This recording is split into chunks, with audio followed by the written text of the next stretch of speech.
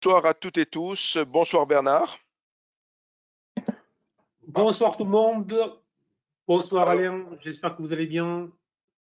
merci Bernard de nous proposer comme maintenant une habitude ce webinaire mensuel. Donc un webinaire, un rendez-vous mensuel et un rendez-vous qui va se perpétuer, j'aurais tendance à dire, en 2023, puisqu'on a déjà avec Bernard établi les rendez-vous. Ils ne sont pas encore au calendrier sur le site Self-Invest, mais on a déjà établi un rendez-vous une fois par mois, et ça jusqu'au mois de juin. Donc vous en avez encore au moins pour 6 mois, aurais-je tendance à dire. Voilà. On ne s'arrête pas là, on continue à travailler, donc WH Self-Invest continue à travailler avec Bernard Pradesclo, bien sûr, sur beaucoup de choses autour de la méthode GTAS, et il y aura encore des prochaines nouveautés qui vont être annoncées.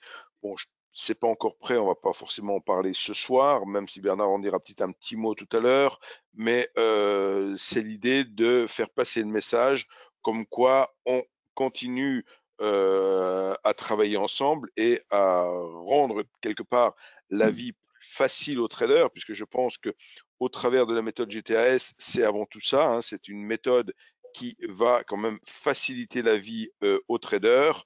Donc voilà qui est fait. Donc je vais laisser la parole à Bernard et bien évidemment je suis présent sur le webinaire durant tout son déroulé pour potentiellement intervenir si des questions se posent vis-à-vis de WH Self-Invest, des offres, des e-books ou autres. Voilà, donc je te laisse la parole Bernard. Donc bonjour, merci Alain pour la présentation. Effectivement, tu fais bien de parler de GTS, etc. Alors c'est vrai que moi j'en parle peu. Encore une fois, c'est vrai que j'ai cette méthodologie, c'est vrai que j'ai Winvest, mais mon vrai métier c'est trader et je suis pas nécessairement, j'ai pas une appétence commerciale forte pour dire les choses clairement. Donc il faut que je me soigne, il faut que j'essaye d'être plus commercial. Mais voilà. Voilà. Mais je vais essayer quand même. Je vais essayer parce que je pense que ça vaut le coup, effectivement, sans être commercial. C'est vrai que tout ce qui utilise franchement la méthode GTS, dont on pourra dire un mot si ça vous intéresse, si vous ne la connaissez pas, les outils, ça aide vraiment, notamment tous ceux qui ont des problèmes de structuration des trades, tous ceux qui ont des problèmes de simplification et tous ceux qui ont des problèmes de discipline. Voilà, pour le dire très vite. Donc voilà. Donc on pourra y revenir, Alain, donc promis, j'essaierai d'être plus disert sur le sujet. Sinon, moi ça fait plus de 25 ans maintenant, ça va en faire bientôt 30 que je suis trader. D'abord trader individuel, ensuite trader professionnel, directeur de plusieurs fonds à Genève. Et je suis désormais le fondateur de la FinTech eWinvest, dont l'objet, dont la mission est la démocratisation de la bourse, c'est-à-dire la création d'outils qui permettent à monsieur tout le monde de trader, d'investir en bourse de manière la plus simple possible. Voilà. Je suis aussi l'auteur de 2 ouvrages sur le trading, trading des contrats futurs et stratégie de marché. Voilà. Alors, aujourd'hui, un programme un peu spécial sur l'analyse de marché, parce que je pense que ça peut vous intéresser. Je pense qu'on arrive aussi à la fin de l'année. Je pense que vous avez certainement beaucoup de questions sur l'année qui vient de s'écouler, peut-être sur l'année qui va aussi s'ouvrir incessamment sous peu. Et donc, je suis ouvert pour répondre à toutes vos questions et je vais essayer de vous faire part, si ça veut bien bouger, voilà, ça bouge. Je vais essayer de vous faire part de mes idées, de mes réflexions sur ce qui se produit en ce moment sur les marchés. Voilà. Donc, alors, on va voir, je vais vous faire un bilan, je vais vous faire les perspectives et donc ce que je pense que pourraient faire les principaux indices, même si effectivement on verra aussi que les indices ont peut-être une importance de moins en moins forte désormais. On va parler de macro, on va parler de macroéconomie, soyons clairs, on va faire de la politique. On va parler des banquiers centraux, de la finance comportementale très importante en ce moment, je trouve, et de la manière de trader toujours sereinement, ce qui est le plus important. Car soyons clairs, si vous arrivez le matin, hein, que ce soit pour faire du day trading, du swing trading, ou même si vous êtes investisseur moyen à long terme, si vous êtes stressé lorsque vous tradez, c'est que ça ne va pas, c'est qu'il y a un truc qui ne va pas. Et soit vous tradez trop gros, soit vous tradez avec une méthode qui ne marche pas, enfin bref. Si l'on n'arrive pas à trader serein en acceptant le risque que l'on engage, c'est qu'on n'a pas la bonne méthode, c'est qu'on n'a pas la bonne psychologie, et c'est qu'il faut donc retravailler avant de venir en bourse. Il faut être clair. Investir en bourse, investir ou trader en bourse, c'est un métier, c'est une activité sérieuse. Alors après, il y a des degrés dans ce que l'on va faire sur les marchés, mais ce qui est certain, c'est que ce n'est pas avec 3 jours, avec une semaine ou avec 3 mois que l'on devient trader. Je préfère le dire. Il faut du temps. Je connais aucun médecin, je connais aucun prof, je connais aucun qui, avec 3 mois, est prêt à faire son job. Et lorsqu'on est sur YouTube ou je ne sais où, il semblerait qu'avec 3 jours ou avec 3 vidéos, on puisse faire du trading. On peut en faire si l'on veut perdre. Ça, oui. Voilà. Donc ça, j'espère que c'est clair. Allez, on va voir la macro et ce qui se passe sur les marchés, puisque ce qui se passe, vous l'avez tous remarqué, est évidemment, on est sur des marchés qui rebondissent depuis la fin septembre de manière assez spectaculaire, plus de 20% sur certains marchés, comme en Europe, comme sur le CAC ou comme sur le DAX, qui entre son point haut et son point bas a dû faire 22-23% si je ne m'abuse. Donc c'est quand même plus que significatif. Certains ont dû se faire piéger, certains, moi c'est ce que j'entends, et je ne comprends pas, mais comment ça se fait que ça monte alors que tout va mal, alors qu'il y a la crise, alors qu'il y a la politique zéro Covid en Chine, alors que les taux montent, etc. Comment est-ce que ça se fait? Je vais essayer de répondre à cette question-là. Déjà, il faut comprendre que la première chose, c'est que les marchés ne sont pas immédiatement corrélés à l'actualité. Les marchés sont une dérivée seconde de ce qui se passe dans l'actualité. Et cette dérivée seconde de ce qui se passe dans l'actualité est effectuée au prisme de la psychologie des opérateurs, des traders, des gérants, des investisseurs. Bon, donc c'est eux qui font en fait le marché. Donc, avec des mêmes chiffres économiques, selon que les opérateurs seront de bonne humeur, selon qu'ils seront très optimistes ou selon qu'ils seront très pessimistes, ben, ils pourront avoir une réaction où ils vont acheter le marché ou à l'inverse, ils pourront le vendre. Ça, c'est vraiment très important, il faut le comprendre. Les marchés ne sont jamais rationnels. La rationalité sur les marchés n'existe pas. Ils ne sont pas pour autant irrationnels. Ils ne sont pas fous. Lorsque j'entends que les marchés sont fous, ça m'énerve. Ça m'irrite fortement. Les marchés ne sont pas fous. Les marchés sont, point, à la ligne. Les marchés sont avec leurs excès et les marchés sont excessifs. Donc, lorsque les marchés sont optimistes, ils sont excessifs. Lorsque les marchés sont pessimistes, ils sont excessifs. Et lorsque les marchés s'ennuient, qu'ils ne font plus rien, ils sont excessifs.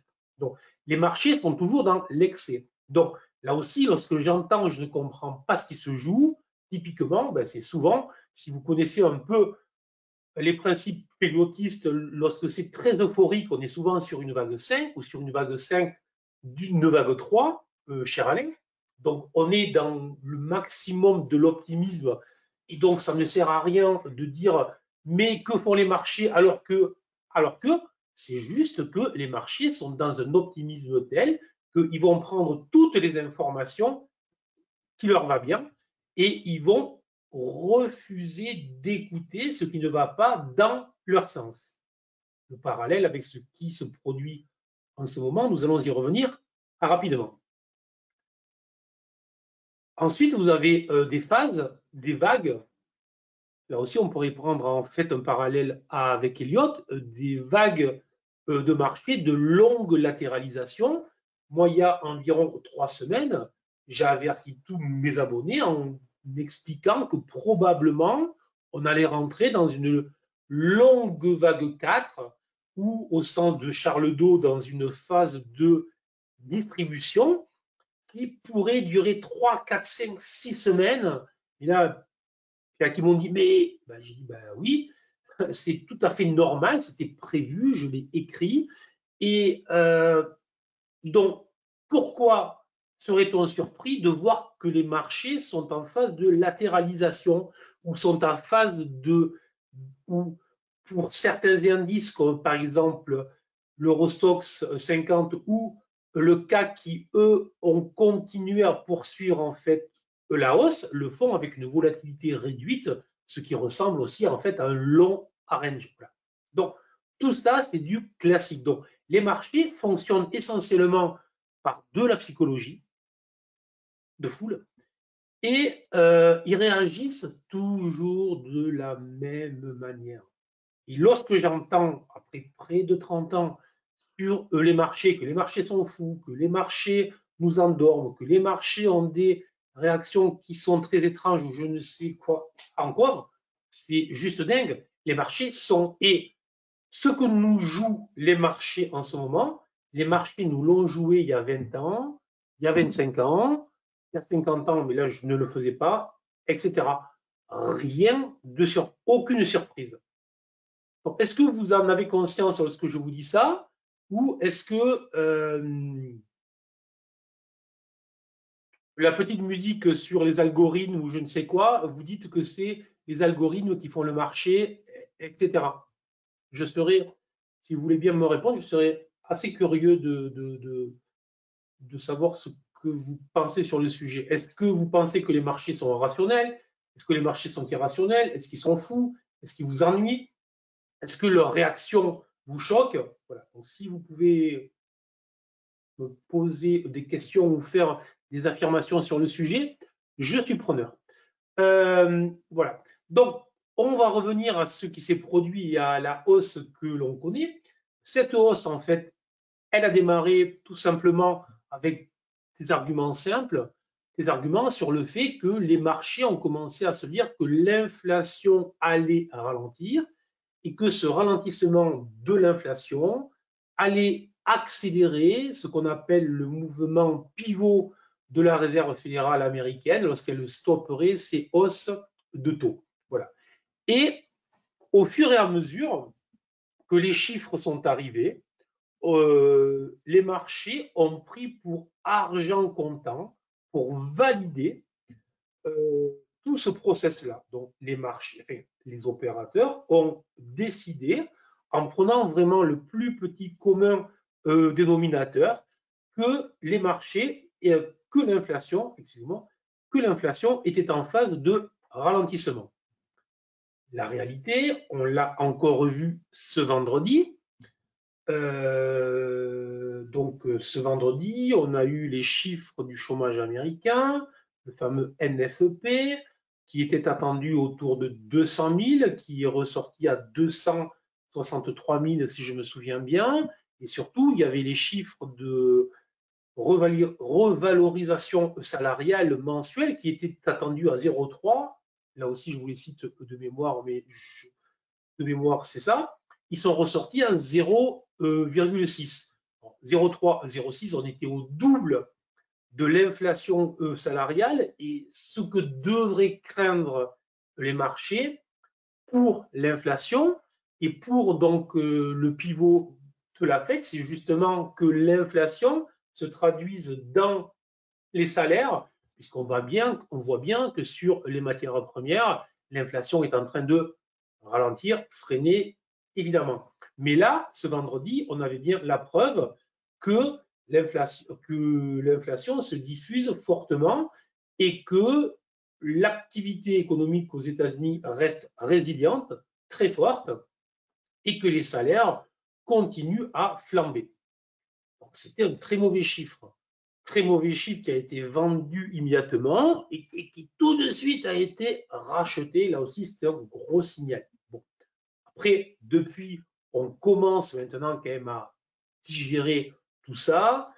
Semaine prochaine, mercredi, on aura la Réserve fédérale. Jeudi, on aura la BCE. Donc, très typiquement, on va avoir une semaine où on va être focus sur ça.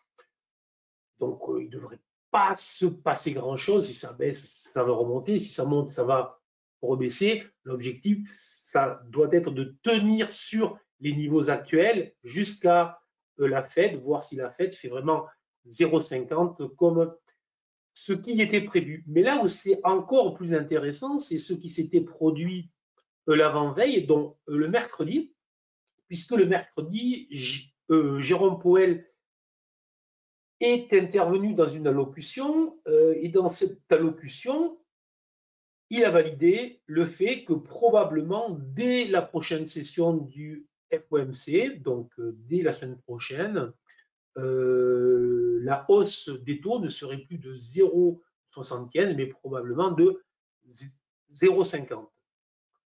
Immédiatement, les indices américains ont flambé. Le Nasdaq a gagné 4,3%. Le Dow en a fait 2,5%. Là aussi, peu de mémoire. Et les opérateurs, les gérants, n'ont vu que ça. Voilà. Mon job, moi, de trader, c'est de aussi lire ce que le président de la Réserve fédérale nous a raconté. Et ce qu'il a raconté ce jour-là, c'est qu'effectivement, il a dit ça, mais ça, c'était ce que tout le monde savait. Donc, c'était juste la validation de ce que tout le monde savait. C'était juste les raisons pour lesquelles on peut considérer que les marchés montent depuis plus de 6 semaines, parce qu'ils ont démarré fin septembre avec une accélération le 13 octobre et puis ensuite dans novembre, donc en fait à chaque chiffre du CPI aux États-Unis, dont le CPI aux États-Unis, c'est évidemment le chiffre de l'inflation. Et donc, Jérôme Powell, mercredi dernier, nous racontait les yeux dans les yeux, donc tranquillement ça, mais surtout, il disait que probablement le niveau de taux, dont le point pivot que tout le monde attend, serait certainement beaucoup plus haut, enfin plus haut, ne nous y errons pas, plus haut que ce que les marchés attendaient en septembre. Donc, il y a 3 mois, il n'y a même pas 3 mois, il expliquait que probablement la Fed devrait aller plus haut.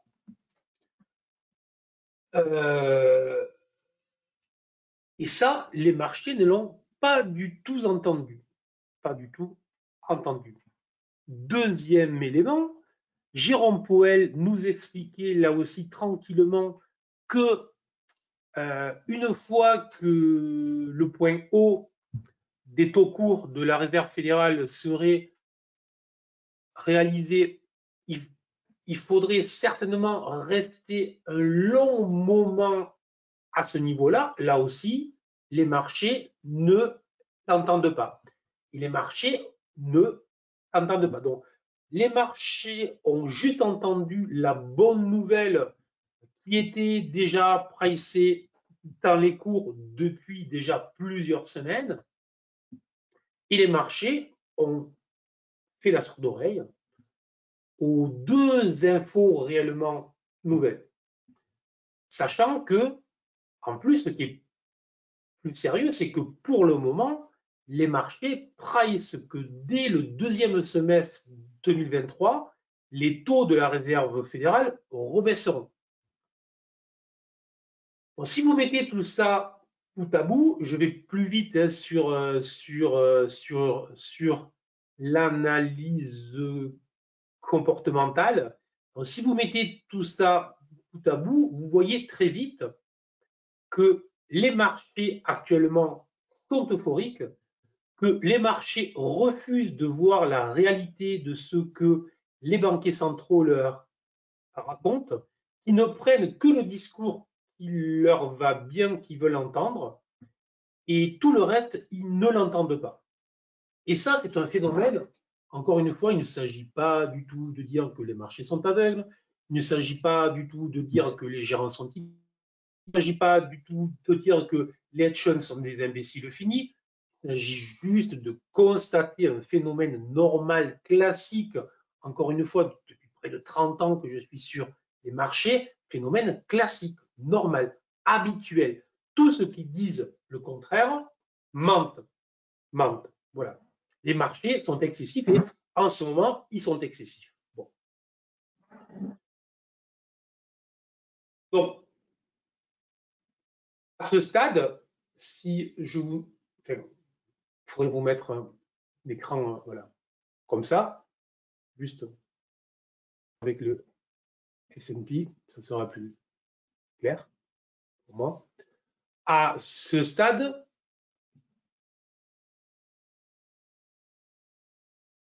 il n'y a plus que deux possibilités. C'est soit effectivement les banquiers centraux se trompent, les banquiers centraux racontent n'importe quoi, l'inflation va baisser fortement, les banquiers centraux n'iront pas jusqu'au niveau qu'ils annoncent, les banquiers centraux ne maintiendront pas, une fois qu'ils auront atteint les niveaux qu'ils annoncent, les taux élevés durant le temps qu'ils le disent, et effectivement les banquiers centraux rebaisseront les taux au second semestre. Effectivement, si c'était le cas, l'euphorie actuelle des marchés pourrait avoir un petit justificatif.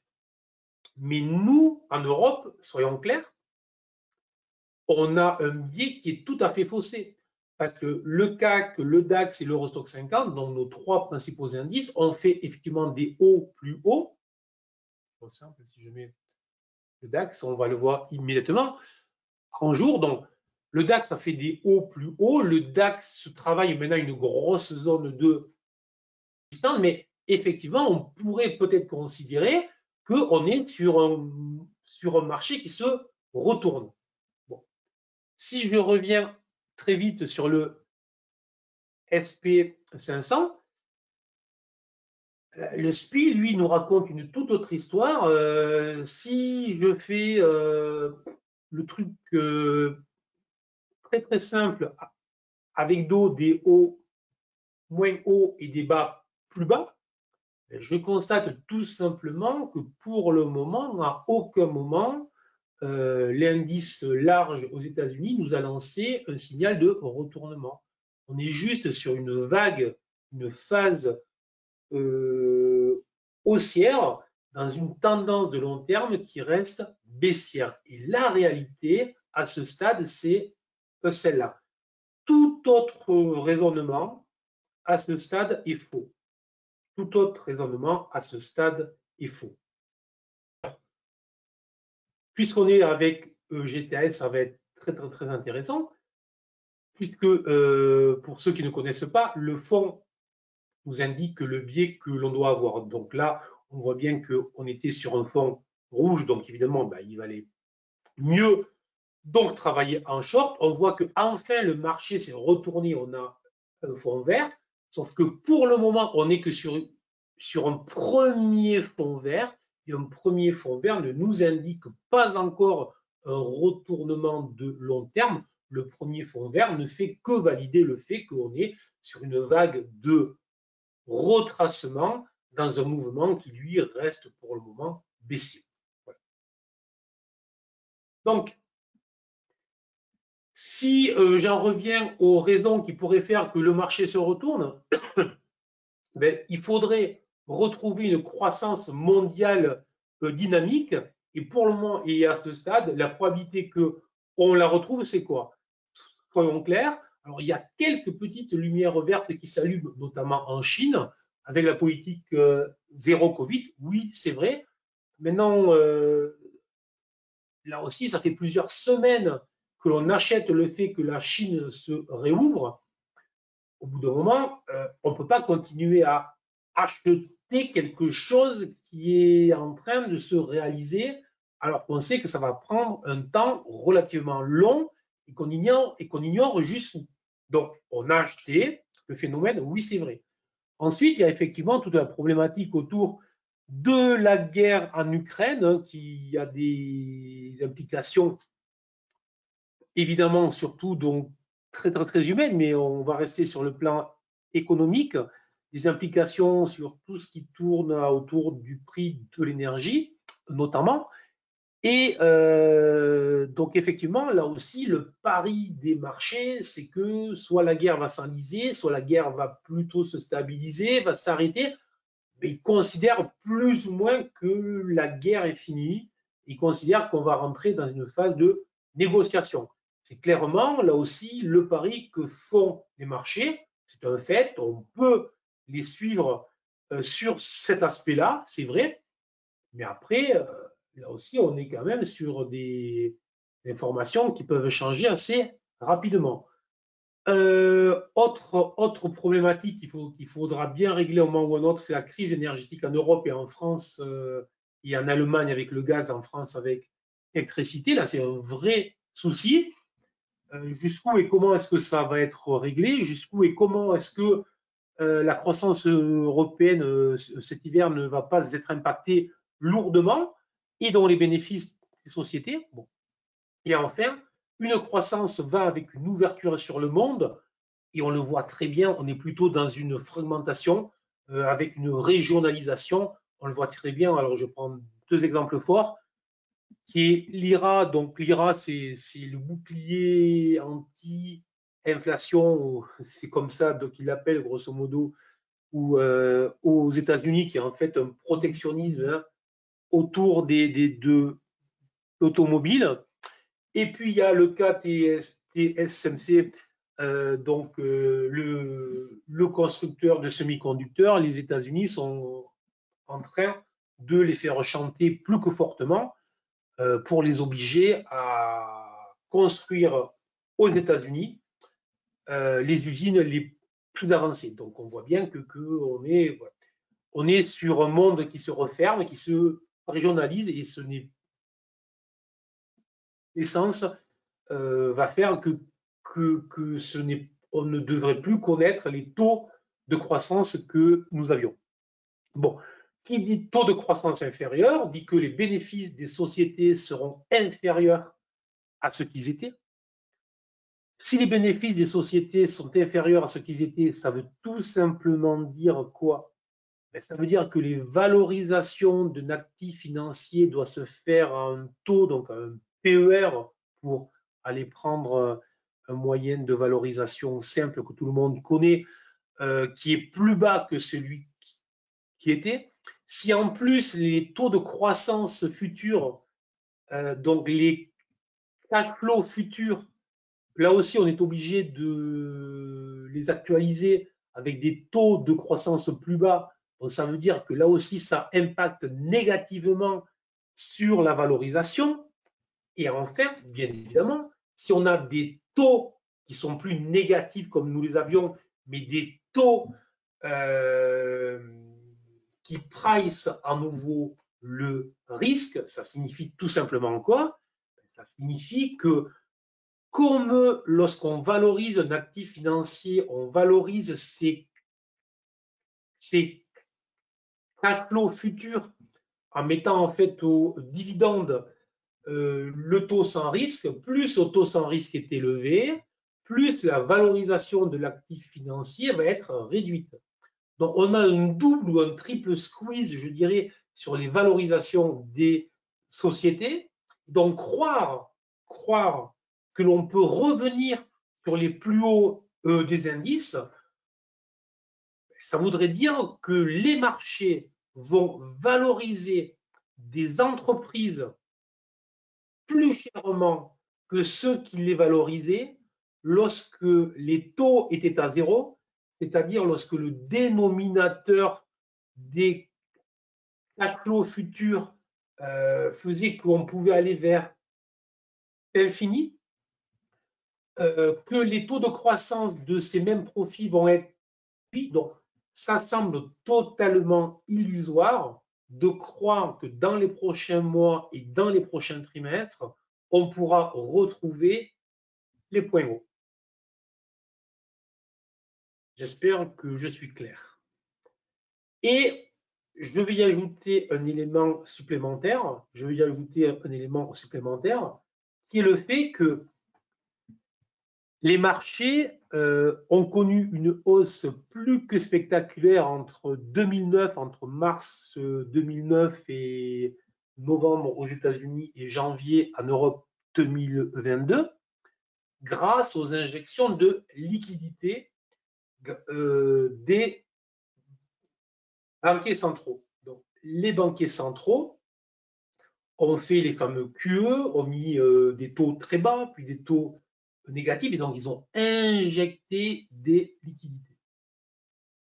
Donc, cette injection de liquidités, en plus des phénomènes financiers que je vous ai expliqués juste à l'instant, qui faisaient que la valorisation pouvait aller très très haut sur les actions, faisait que en plus, l'argent ne pouvait aller que vers les actions, puisque les marchés obligataires ne rapportaient rien, et que le risque n'étant plus pricé, vous pouviez, il suffisait d'aller voir le banquier central et vous empruntiez à zéro, et ensuite il suffisait que vous achetiez une action qui, elle, allait vous rapporter du 2, 3, 4, 5.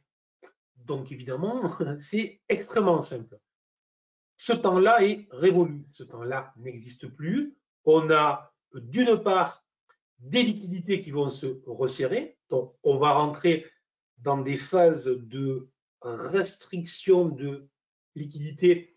Ça a commencé avec la hausse des taux courts, mais ce n'est que le début, puisque maintenant les banquiers centraux vont devoir réduire leurs bilans qui ont augmenté de manière démesurée. Ça veut dire que alors qu'ils étaient acheteurs d'obligations, ils vont maintenant devenir, dans un premier temps, ils n'achètent plus des obligations.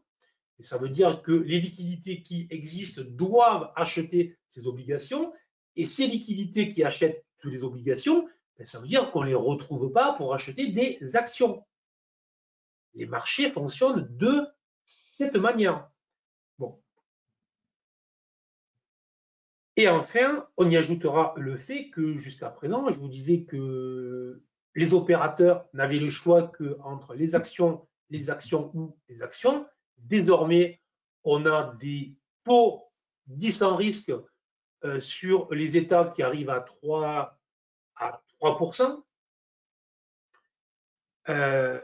Et vous avez sur des entreprises en prenant un peu plus de risques, mais lorsqu'on sait faire, ce n'est quand même pas très, très, très risqué, on arrive à du 6 ou 7%. Donc là, les grands opérateurs commencent à rebâtir des portefeuilles équilibrés entre les actions et les obligations, chose qui ne faisait plus. Et plus on avancera dans le temps, plus on arrivera vers le fameux pivot de la réserve fédérale et plus les opérateurs iront vers les obligations, puisque pour le moment, si vous allez vers les obligations, sachant que les taux maximum ne sont pas encore atteints, vous avez en fait un risque d'aller perdre un petit peu tout en fait en capital, mais dès lors que les taux maximum seront atteints, évidemment que l'argent ira se précipiter vers les obligations, puisqu'au contraire, comme le mouvement suivant sera une baisse des taux, vous aurez un taux sans risque qui est assuré, plus un gain futur, plus en fait un gain futur. Donc, l'argent va aller vers les obligations. Donc, on rentre dans un monde de restriction monétaire et en plus, on va avoir des actifs financiers que les gérants ne voulaient plus et vers lesquels ils vont aller. Alors, au vu de tout ce que je vous raconte, pourquoi, pour quelle raison est-ce que les marchés rebondissent comme ça? Puisque l'économie va bien, puisque l'économie est encore gorgée de liquidités, même si les taux remontent, on a encore des entreprises qui sont très bien gérées, des entreprises très riches, des entreprises qui rachètent encore leurs actions, des entreprises qui réalisent encore de gros bénéfices. Donc, il y a eu un premier stress, puis derrière, on remonte, et puis à chaque fois, en fait, on attend l'épisode suivant. Mais l'épisode suivant, il faudrait un immense concours de circonstances qui serait que la politique zéro Covid s'arrête vraiment, que la guerre en Ukraine s'arrête vraiment, que la crise énergétique en Europe s'arrête vraiment, que la fragmentation du monde ne soit qu'une illusion et qu'à nouveau, les Chinois, les Américains et les Européens soient tous très amis, que les banquiers centraux décident que l'inflation chute vraiment et donc rebaissent leur taux rapidement. À ces conditions-là, effectivement, les marchés financiers pourraient rebondir fortement et durablement. Sinon, il n'y a aucune raison que le rebond actuel dure longtemps. On y ajoutera quoi? On y ajoutera évidemment les profits. Et donc, désormais, les gérants, les opérateurs vont commencer à regarder.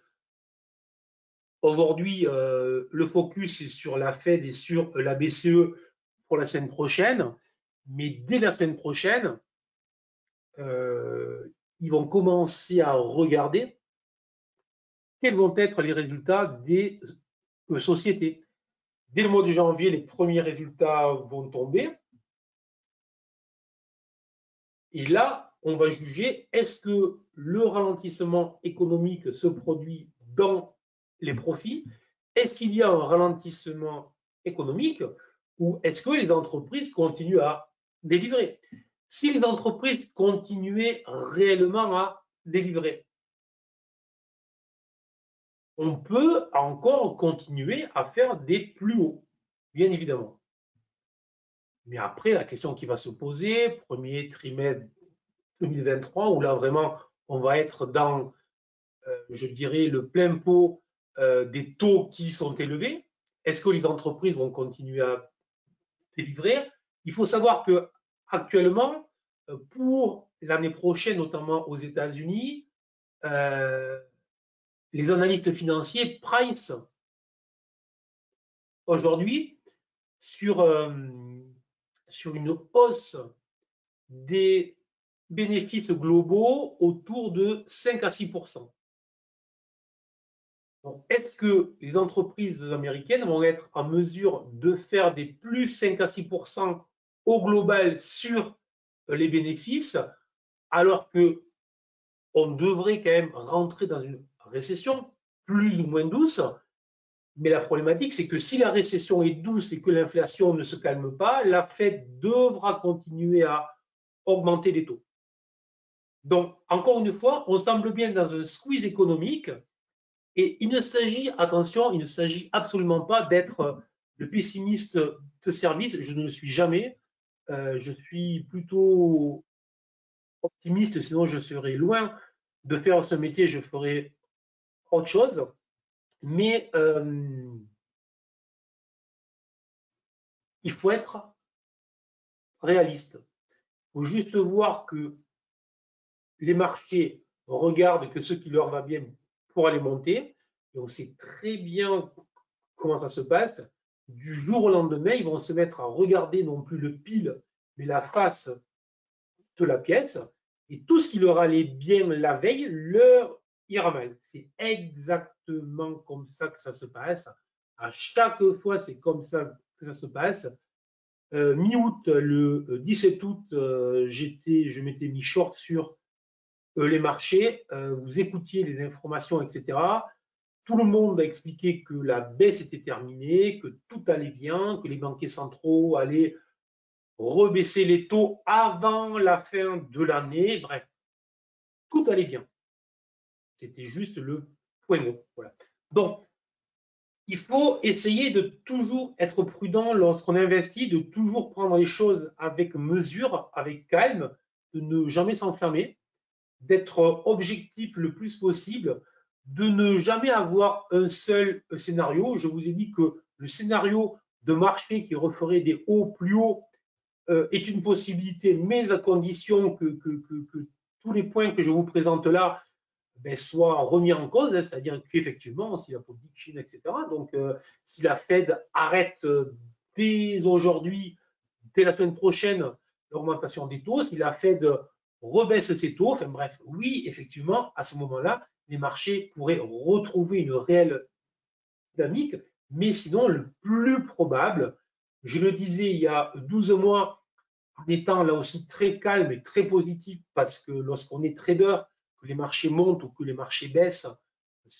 notre job, c'est pas de surfer sur un truc qui monte en restant assis et en ne faisant rien. Notre job, c'est d'essayer de deviner ou de mettre des positions à l'achat ou à la vente, et en face, on gère en fait un risque, c'est tout. Voilà notre job.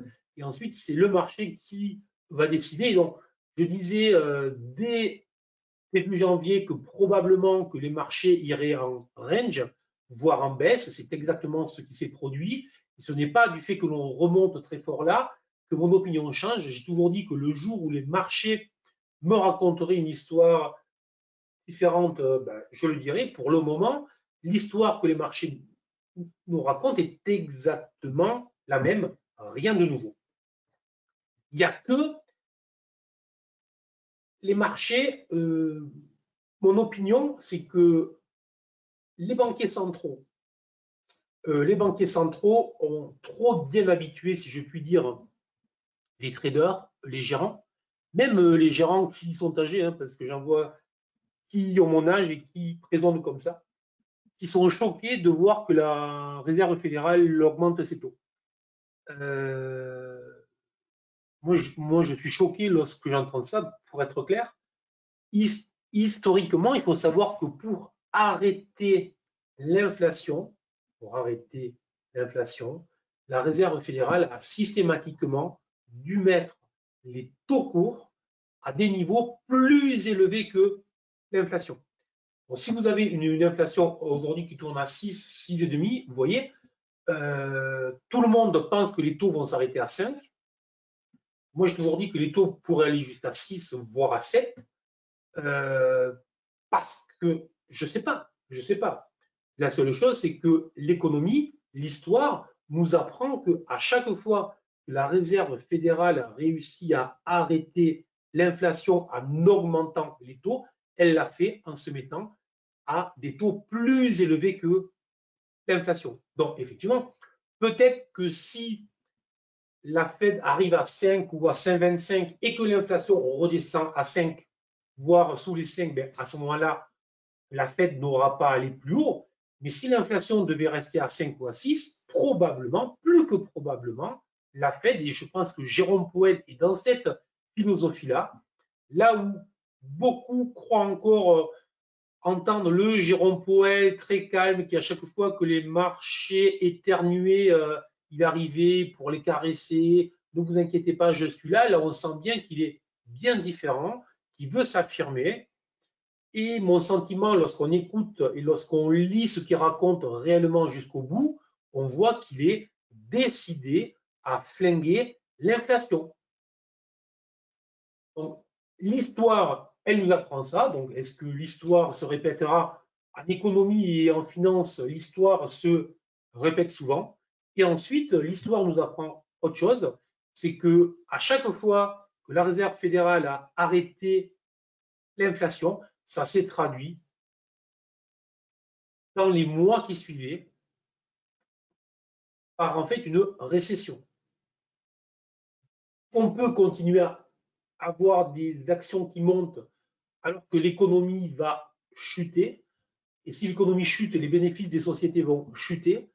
Et si le taux monte et que l'on valorise les entreprises plus chèrement que ce qu'elles valent, on a le squeeze que je vous ai expliqué sur les valorisations.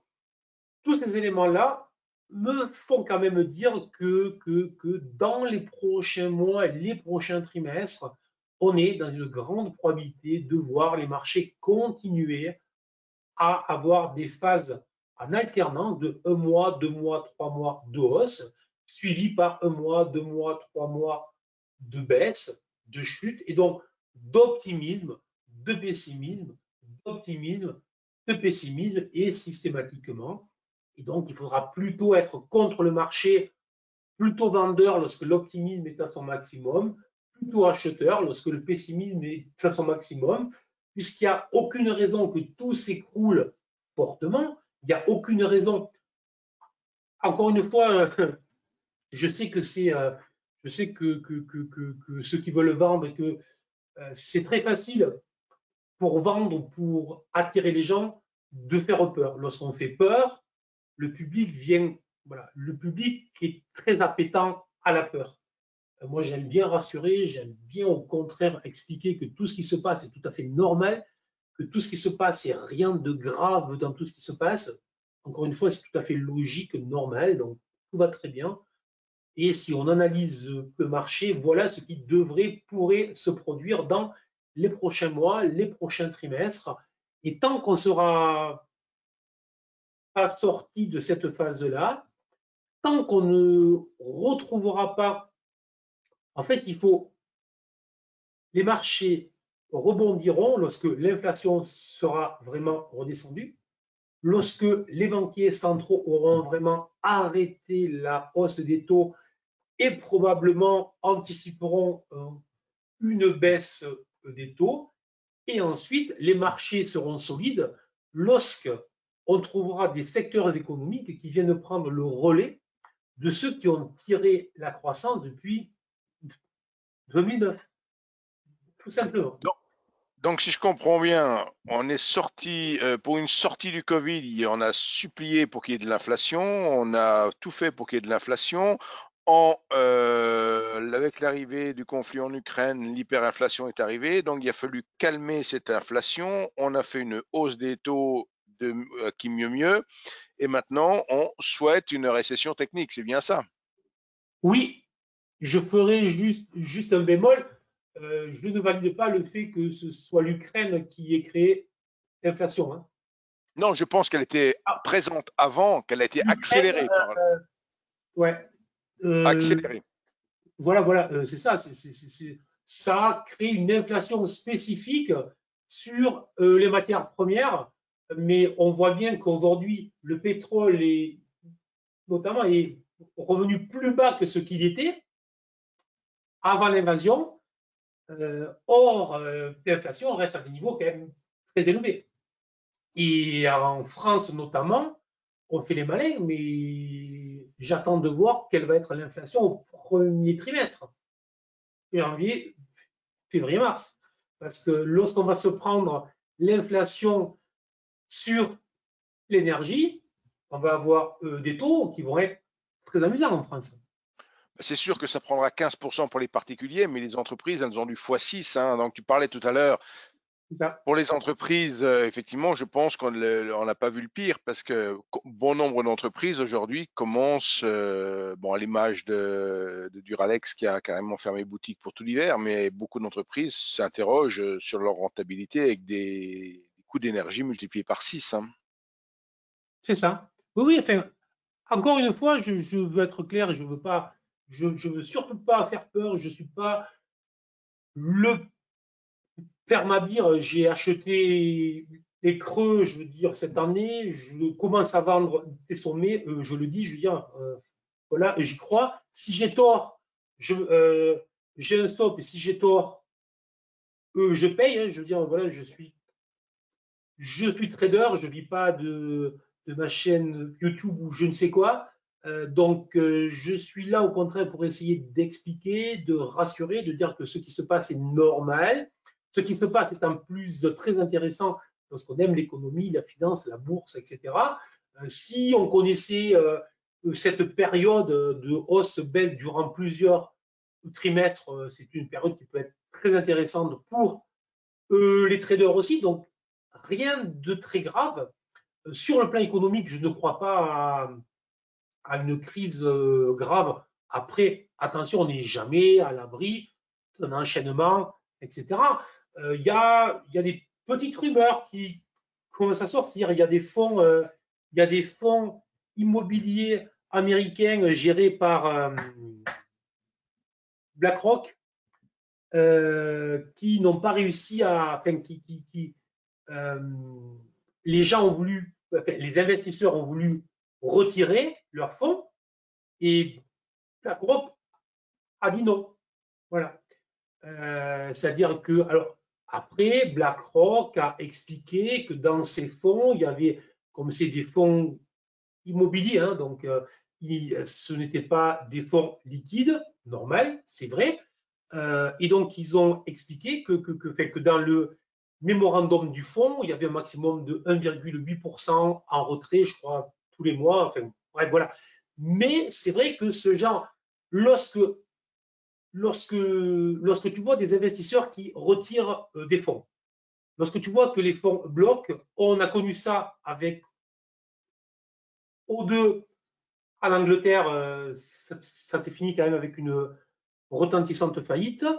On a connu ça avec la BNP en 2007, en août 2007, donc un an avant qu'on apprenne que c'était que le début d'eux. Voilà, donc il faut quand même surveiller aux États-Unis. A priori, l'immobilier est en train de chuter très fortement. Bon, là aussi, je veux bien croire que la bourse remonte, mais on sait bien que si l'économie chute fortement, toute l'économie, elle est impactée. Voilà, donc, il faut rester froid, il faut rester lucide, il faut regarder ce qui se passe, il ne faut pas vendre le marché lorsque le marché remonte, parce que le marché peut remonter longuement, durablement, durant plusieurs mois, même sur un marché qui pourrait être baissier plusieurs années, sans aucun problème.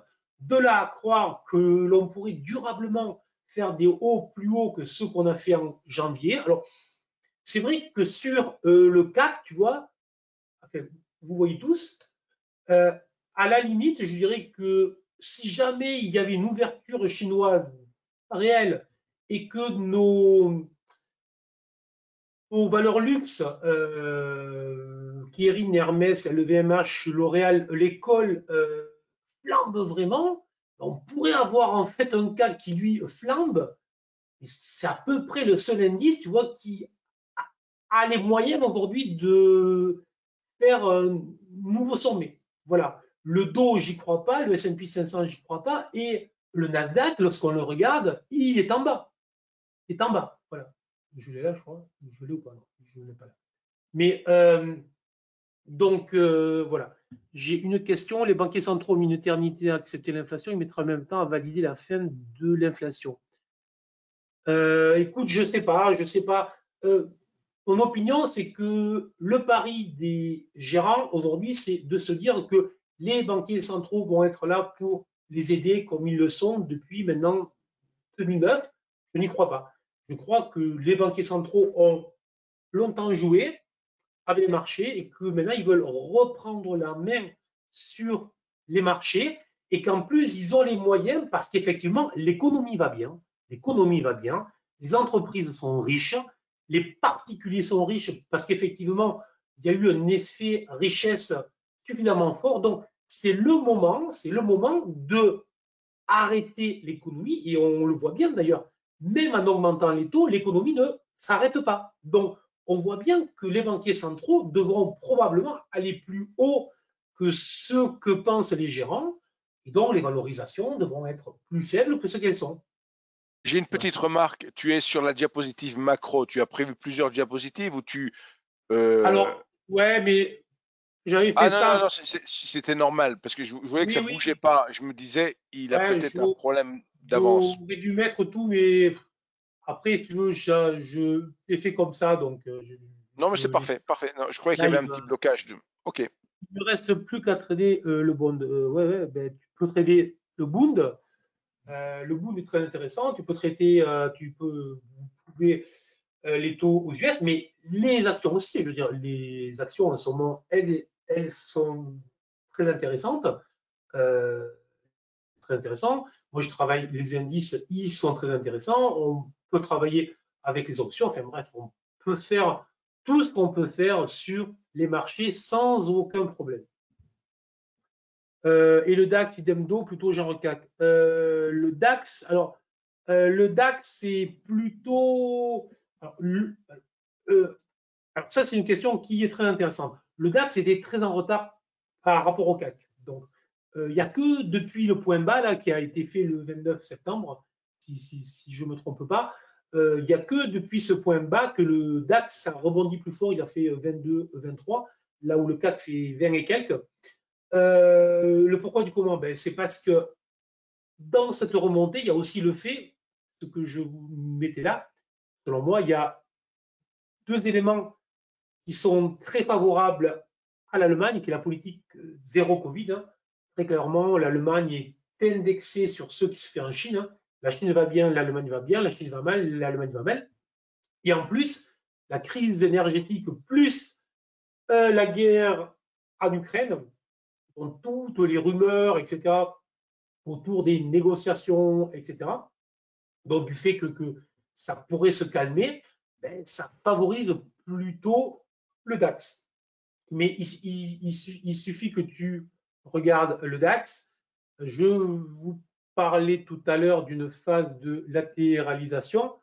Donc, le moins qu'on puisse dire, moi, il y a 2 ou 3 semaines, j'avais indiqué très clairement que j'envisageais une phase de latéralisation. Donc, ceux qui connaissent la théorie de dos, très typiquement une phase de distribution après un marché très haussier. Le moins qu'on puisse dire, vous le voyez, on est sur des chandeliers qui ressemblent plus à des chandeliers. On a une alternance de doji, de pierres tombales, de petites toupies pour ceux qui connaissent. On a une alternance de vert, de rouge, avec une volatilité extrêmement faible. Voilà. Et si tu prends à l'inverse le CAC, je viens là parce que je l'ai sur l'écran qui est à gauche, on voit bien que le CAC, lui, a été sur la même chose, mais avec une poussée plus forte. Donc, lui est sorti de son range, notamment jeudi matin. Jeudi matin, ça faisait suite à l'allocution la veille de Jérôme Powell. On voit bien que depuis, ça a été invalidé, annulé. Et donc, on a retrouvé ce niveau de range. Donc, je suis essayer de se dire plutôt travailler cet indice que celui-là, c'est selon que la thématique va être plus sur les taux ou sur la Chine ou etc. Voilà. Travailler sur les indices que vous connaissez bien, mieux vaut travailler sur les indices qui à un instant T nous offrent la configuration que l'on recherche, plutôt que d'essayer de se poser des questions auxquelles on a rarement une réponse claire. Voilà. J'ai longtemps essayé de jouer à ça, on n'a pas une réponse claire. Voilà, voilà. Des questions ou pas sur le sujet? Sinon, moi, j'en ai fini. Allez, s'il n'y a pas de questions. Déjà, merci Bernard pour cette intervention très macro mais très nécessaire sur cette fin d'année parce que bon, les graphiques sont une chose comme tu l'as montré. Évidemment, d'ailleurs, avec un graphique, on peut raconter des fois beaucoup de choses et faire dire beaucoup de choses, mais il faut quand même bien voir effectivement que derrière tout ça, il y a quand même des tendances longues à prendre en compte et surtout d'avoir quelque part, tu nous as donné des choses à surveiller pour effectivement, notamment, considérer qu'on serait potentiellement dans un marché véritable où le marché baissier serait fini quelque part et on serait de nouveau dans un marché haussier. Donc, tes éclairages tout au long de l'année 2022, je pense, ont beaucoup aidé toutes les personnes qui suivent ces webinaires mensuels. Comme je l'ai dit en tout début de webinaire, on a d'ores et déjà programmé 6 rendez-vous pour pour le premier semestre 2023. Ils seront prochainement en ligne, ils ne le sont pas encore, mais on les mettra bien sûr en ligne. Donc, c'est grosso modo le premier mardi de chaque mois à peu près. Mais voilà, pour donner une indication, on s'est un peu calé là-dessus, à quelques exceptions près. Donc, il faudra bien garder ces rendez-vous. Comme je l'ai aussi dit en tout début de webinaire, on continue à travailler, donc WH Self Invest continue à travailler avec Bernard Pradesclos à la mise en place d'outils encore plus avancés quelque part, toujours dans le souci d'aider au maximum les traders, mais c'est surtout dans le côté décisionnel, hein, parce que on s'en aperçoit souvent au travers de tous les traders que l'on peut inviter, la difficulté qu'ont les gens qui suivent, effectivement, qui tradent et tout ça, c'est dans ces prises de décision, dans ces décisions d'entrée ou de sortie.